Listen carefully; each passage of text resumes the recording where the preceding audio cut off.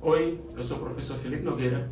Eu vou tratar, nesta aula de agora, sobre a estrutura do desenvolvimento do texto dissertativo argumentativo, o texto cobrado no Enem. Veja só, nós sabemos que na introdução há, na sua finalização, a apresentação de uma tese.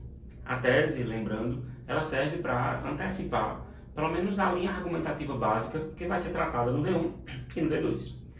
Os desenvolvimentos, que eu vou chamar aqui D1 e D2, porque nós precisamos fazer no mínimo 2, eles servem para dar validade a essa tese. A tese é basicamente a sua opinião, e só de opinião a redação não pode sobreviver.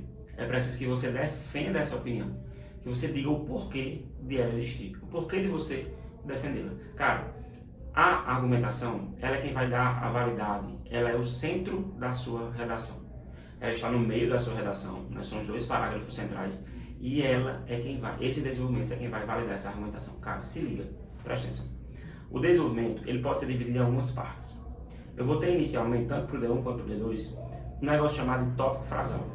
O tópico frasal é uma frase que vai abrir cada um desses desenvolvimentos, que vai deixar muito clara para o corretor qual é a ideia a ser tratada naquele parágrafo. É preciso que o corretor tenha um spoiler mínimo lá na tese, e é preciso que ele tenha um spoiler muito bem detalhado na abertura desses parágrafos. É como se fosse o tema de cada um dos parágrafos. E veja, o tema do parágrafo não é necessariamente o tema da redação do Enem. Porque o tema da redação do Enem pode ser um, e será um. E dentro dos desenvolvimentos, você vai ter linhas argumentativas diferentes, um para o D1 e outro para o D2. E aí você pode, por exemplo, ter um tema sobre racismo, pode ter um tema sobre racismo, e no D1 você falar sobre como o Estado colabora para aquele racismo. O tema desse D1 vai ser falar sobre o Estado. Mostrar como o Estado é negligente em relação a essa temática. No D2, você pode falar sobre como o sistema educacional do país, seja ele privado ou público, colabora também para isso. O repertório da sua argumentação vai ser sobre a educação. Falei sobre repertório. Eu já vou voltar aqui um ponto. A linha argumentativa de cada um desses parágrafos é essa. Por exemplo, uma sobre o Estado, outra sobre a educação. Os repertórios socioculturais que você vai utilizar nesses desenvolvimentos, e aí já digo, é preciso colocar também um repertório sociocultural em cada um desses desenvolvimentos, você precisa colocá-los vinculados a essas linhas argumentativas. Por exemplo, o tema é sobre racismo.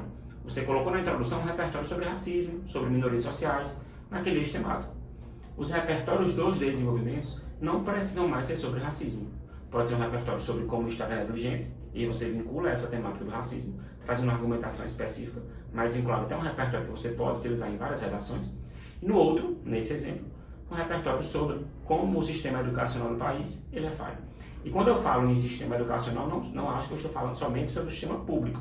Eu falo sobre toda a estrutura acadêmica do país, que é falha em todos os aspectos, em quase todos os aspectos. Então, eu preciso ter um tópico frasal, eu preciso ter um repertório sociocultural vinculado ao tema do parágrafo, e é preciso que você argumente nesse parágrafo, que você defenda o ponto de vista. E aí essa argumentação, ela pode ser validada, pode ser muito bem demonstrada a partir da utilização até de conectivos. Por causa de, em virtude de, são conectivos, ou porque são conectivos que, operadores argumentativos que dão essa lógica de argumentação. Se você os utiliza na sua redação, claro que com variedade, você vai dar validade a essa sua argumentação. E um ponto que é opcional, mas que você pode colocar para conseguir concluir a ideia de cada um dos parágrafos, é um pequeno fechamento com conectivo de conclusão, que pode dar concluir esse parágrafo. É obrigatório? Não. Mas aí você, às vezes acontece de um parágrafo você não conseguir dar a ideia fechadinha, e você deixar alguma ponta solta. Se você faz um fechamentozinho, uma frase pequena, que é iniciada com um pequeno conectivo de conclusão, que vai ser diferente, inclusive, do conectivo que você vai utilizar lá na conclusão do parágrafo inteiro, você consegue fechar a ideia desse parágrafo de desenvolvimento. Revisando, tópico frasal, repertório sociocultural, argumentação e, caso você queira, pode fazer um fechamento dentro desse desenvolvimento. Espero ter ajudado. Pratique!